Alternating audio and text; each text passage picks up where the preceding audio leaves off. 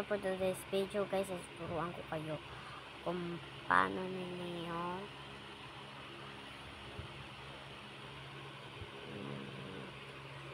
ninyo lagyan ng mga password ang inyong mga apps. So turuan ko kayo.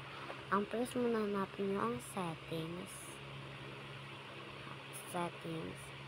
at pumunta kayo kaagad sa security and privacy at pumunta kayo sa app security at kung wala kayong nakikita ay bababa kayo at pumunta kayo sa app lock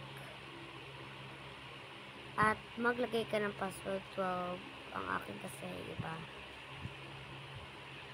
at good at dyan nyo na pwedeng kung ano ang lalagyan nyo ng password katulad booking hindi crush from. So ibaback natin yan.